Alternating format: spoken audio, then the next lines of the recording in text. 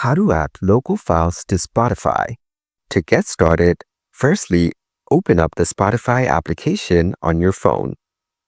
Once you open Spotify, you'll be taken to the Explore page. After that, tap on your profile on the top left corner of the page. Then, tap on Settings and Privacy under your profile. On this page, look for Apps and Devices and tap on it.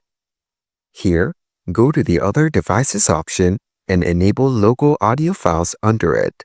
This lets you add tracks from this device to your library. Tap on Allow to let Spotify access Apple Music, your music and video activity, and your media library. This will let you play your imported music or podcasts on Spotify.